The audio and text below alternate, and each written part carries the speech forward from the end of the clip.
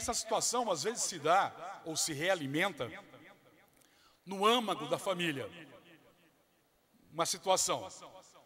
O pai chama o filho, filho, eu quero te orientar um pouquinho na vida. A solidariedade, filho, é um valor muito importante, é uma coisa muito importante. Repita comigo, a solidariedade é muito importante. Agora tem uma coisa, filho, na vida você tem que ser o primeiro, tá? E se for necessário, você passa por cima dos outros, tá bom? Mas repita comigo, a solidariedade é muito... Ou seja, muitas vezes aquele clima de guerra que a gente está vendo na sociedade está sendo realimentado na própria família. Não foi a família que inventou isso, mas a própria família acaba realimentando nessa fundamentação de valores, ou de contravalores, ou de valores antagônicos. Desejamos que os educadores sintam-se acolhidos em sua dura realidade de trabalho, mas ao mesmo tempo desafiados a darem o melhor de si em função do seu compromisso com as crianças, jovens e adultos com quem trabalham. Esse compromisso dos professores é que nos anima. É impressionante isso, como é bonito a gente ver, apesar de todas as dificuldades e lutando contra essas dificuldades, esse compromisso dos professores com seus alunos, sejam eles crianças, jovens ou adultos. Isso nos dá muita força para continuar. Nesses tempos de humanidade tão desumana, o professor é uma dessas pessoas que conseguem passar despercebidas pelos olhos grandes da mediocridade. Há uma grande mídia que não consegue ver o professor.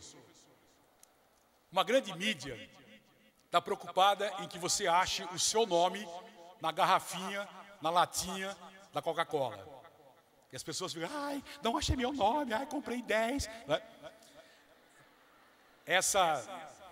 Eu estou falando, esse problema parece que aconteceu na Dinamarca, não aqui no Brasil. Aqui,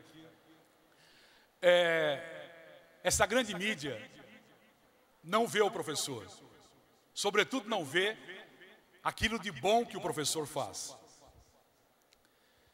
E esse professor, nos mostra que a vida dói, mesmo quando nós a enchemos de palavras belas, tão necessárias para o pão que alimenta nossos dias sem trigo.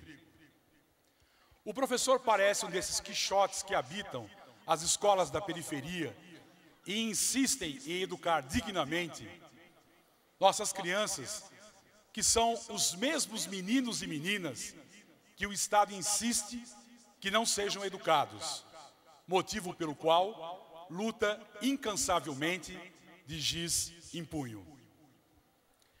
E por não concordar que as salas de aula se tornem analfabetas, ele agora faz parte da Liga da Justiça da Educação. E é um desses raros super-heróis anônimos, sem superpoderes, que acreditam que podem o impossível e que de tanto enfrentar o invisível, fazem com que a gente acredite também. Essa é uma coisa, vocês conhecem muito bem essa realidade, esse compromisso cotidiano dos professores. Quando nós falamos da gestão da sala de aula, nós temos 3 grandes eixos da gestão da sala de aula. O primeiro grande eixo, o relacionamento interpessoal. O segundo grande eixo, da organização da coletividade de sala de aula, aquilo que nós chamamos costumeiramente de disciplina, que envolve aí desde a sociedade até o professor. E por fim, um terceiro eixo que é o trabalho com conhecimento naquelas 3 grandes dimensões: mobilização para o conhecimento, construção propriamente do conhecimento e elaboração e expressão das síntese do conhecimento. Vejam como é bonito, como é complexo o trabalho do professor. A rigor, para que a escola possa cumprir a sua função social, nós temos aí o trabalho com conhecimento, que é um dos elementos mais notórios, mais clássicos do trabalho do professor. Propiciar a efetiva aprendizagem. No entanto, o que acontece, gente? Se nós não tivermos em sala de aula um clima de trabalho, uma organização da coletividade, o próprio trabalho de construção do conhecimento fica comprometido. Por outro lado, para que nós possamos ter a construção do conhecimento e até mesmo a superação de situações de indisciplina, chega um momento em que é preciso esse relacionamento interpessoal. Há um momento que é preciso aquela proximidade, olho no olho. Porque quando isso não acontece, não sei se vocês lembram antigamente, nós tínhamos aquela síndrome de encaminhamento. O professor encaminhava o aluno para a coordenação, para a direção, mas não conseguia estabelecer essa relação interpessoal. Há momentos na sala de aula que nós vamos precisar do olho no olho. E o que se passa? O que está acontecendo? Buscar, então, resgatar esse vínculo básico para que a escola possa cumprir a sua função social. Ora, nós podemos ter situações limites nesses três eixos, tanto na relação interpessoal, muitas vezes aparecem aí questões até inconscientes, simpatia, antipatia, transferência, contra-transferência, na questão da disciplina, que é uma temática bastante comentada hoje em dia, e também na questão do trabalho com conhecimento, particularmente a questão da não aprendizagem. Portanto, é preciso avançarmos para enfrentar esses desafios, seja das situações de conflito em sala de aula, seja nas dificuldades na aprendizagem, na omissão da família e também, muitas vezes, na resistência dos colegas. Então, vejo que como é complexo o trabalho do professor, como é bonito o trabalho do professor, mas não é fácil. De todas as situações limites que nós poderíamos trabalhar em sala de aula, eu queria iniciar com uma que, para mim, é uma das mais delicadas, uma das mais estruturantes, uma das mais fundamentais, que é a situação limite da própria profissão docente. Nós percebemos que muitas vezes, antes mesmo de pensarmos, de refletirmos sobre como enfrentar aquela situação de conflito em sala de aula, como enfrentar aquela situação de não aprendizagem ou aquela situação de violência em sala de aula, a nosso ver, há uma situação limite anterior, que é aquela, mais ou menos assim, né? O professor está olhando para a turma e está pensando, o que é que eu estou fazendo aqui? Será que vale a pena eu continuar como professor? Não é? Então, a meu ver, essa é uma situação limite que nós precisamos olhar com carinho antes de entrarmos em outras situações limites mais específicas. Eu entendo que é preciso cuidar do professor. O trabalho do professor é um trabalho muito complexo, muito exigente. Se nós tomarmos, por exemplo, só a questão da zona de desenvolvimento proximal. Notem, eu estou pegando um aspecto, e só aí a gente vai ver o desafio que é. Eu estou pegando do trabalho todo do professor a questão epistemológica. Na questão epistemológica eu estou pegando a contribuição de Vygotsky. Da contribuição de Vygotsky eu estou pegando a questão da zona de desenvolvimento proximal. E vejo já o tamanho do barulho. Vocês lembram? Aquilo que tiver abaixo do nível do desenvolvimento real, aquilo que o aluno já assimilou, já internalizou, já sabe, se você levar isso para a sala de aula, você vai atingir o aluno, gente? Não, eu já sei, ele não se interessa. Se você levar algum conteúdo, alguma atividade acima do nível de desenvolvimento potencial, aquilo que ele pode fazer com a ajuda de um parceiro qualificado, o que vai acontecer? Ele nem vai entender o que está falando, portanto também não vai se interessar. Logo, para você poder atingir o seu aluno, você tem que tocá-lo justamente na sua zona de desenvolvimento proximal. Ora, se eu tiver 35 alunos em sala de aula, eu corro o risco de ter 35 zonas de desenvolvimento proximal. Vejam a complexidade do trabalho do professor. Ser dador de aula é fácil. Ser tomador de conta de menino é fácil. Ser piloto de livro didático, de apostila, é fácil. Mas ser professor, no autêntico sentido, é muito complexo. Para mim, é uma das atividades mais complexas. E pegando aqui só por essa questão da zona de desenvolvimento proximal, a gente já vê essa complexidade. Então, nós entendemos que nós precisamos de políticas para a educação. Né? A temática do Congresso, compromisso do Estado e da sociedade.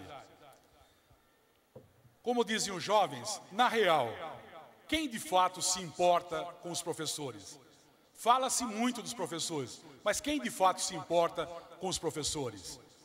Começando, por exemplo, pela questão da formação do professor. Esse é um aspecto que me angustia por demais, gente. Porque a sociedade autoriza ou autorizava, até pouquíssimo tempo, a formação de um professor, ou melhor, de um pedagogo, em 3 anos à noite. Não é estranho isso, gente? A sociedade não autoriza formar um engenheiro em menos de 5 anos. Não autoriza formar um advogado em menos de 5 anos. Não autoriza formar um psicólogo em menos de 5 anos. Não autoriza formar um médico em menos de 6 anos, período integral, mais 2 ou 3 de residência. No entanto, essa mesma sociedade, até pouco tempo, autorizava formar um pedagogo, notem bem, pedagogo, paidós agogé, especialista em educação, um cientista em educação, um pesquisador em educação, ou o que é mais grave, o educador da infância. Isso é gravíssimo. Só os melhores deveriam ser educador da infância. É uma coisa muito séria. No entanto, essa mesma sociedade, até pouquíssimo tempo, autorizava isso, gente. Por quê? Paulo Freire aqui enchia a boca. Né? É uma questão política. A quem interessa uma educação de qualidade? E todos nós sabemos que não há educação de qualidade sem um professor de qualidade. Você pode colocar equipamentos, instalações, materiais didáticos, mas se não tiver o professor, no autêntico sentido, com P maiúsculo, essas coisas não dão resultado. Então, a formação é um elemento que me angustia muito. Só para vocês terem uma ideia, se eu fosse ministro da Educação e tivesse poder para isso, eu colocaria a formação do professor em 8 anos, período integral, com estágio desde o 1º ano remunerado.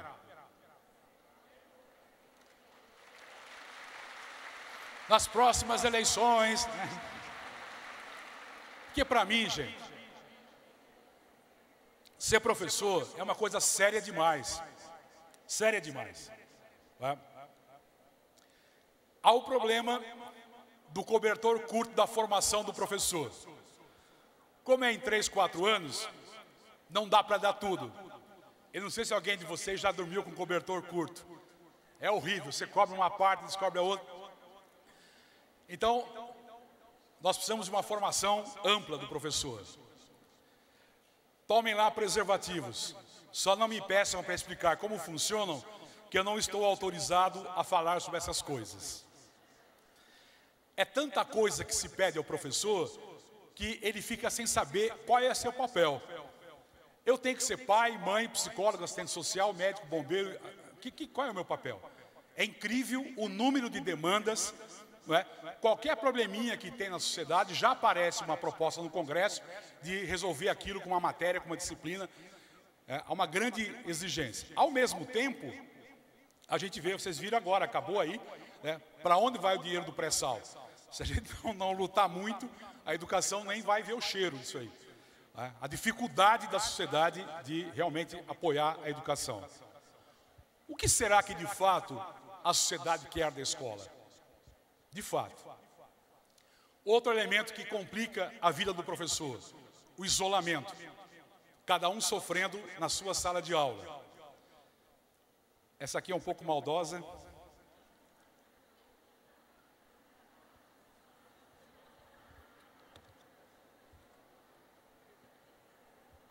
Essa é do tempo que o professor não ganhava bem.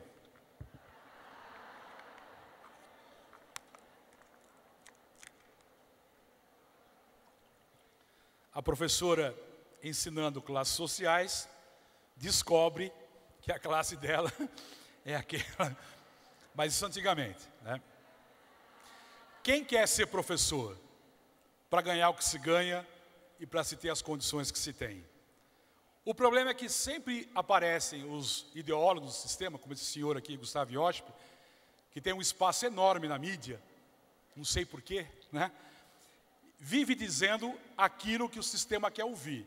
O professor não é mal pago e isso não importa. Talvez lá em Yale, onde ele estudou, né?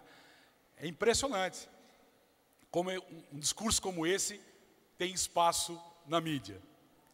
Parece que muitas vezes o reconhecimento do professor vai para o buraco. Às vezes, aquilo que se oferece ao professor foi tirado dele mesmo, né? A flor...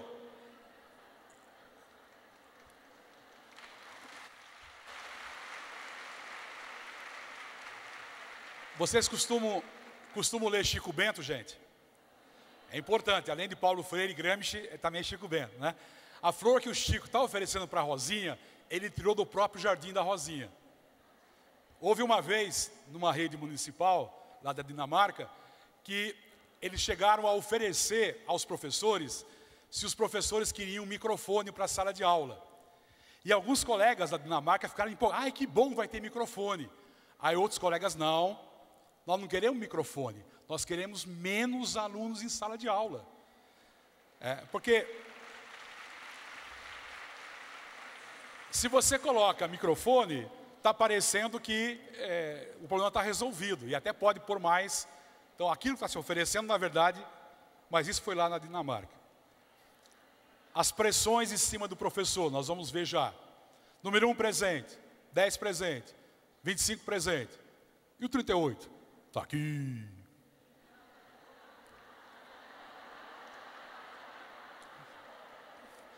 Desculpem, essa é um pouco pesada, mas infelizmente, vocês sabem que algumas escolas é uma realidade, os alunos estão indo armados mesmo. Os modismos. Cada hora é uma onda, uma moda que vai salvar a educação. Quem é jovem há mais tempo vai lembrar.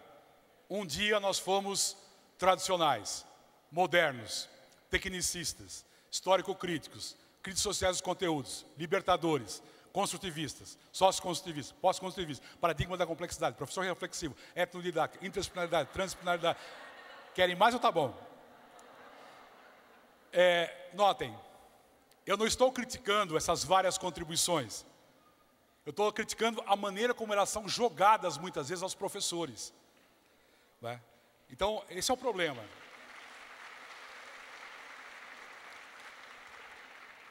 E aí você desconsidera a experiência do professor. E fica uma situação muito angustiante. Por quê? O antigo ele não pode fazer, que está errado. O novo ele não sabe fazer. Então fica uma situação, né? Opa. O que aconteceu? Travou.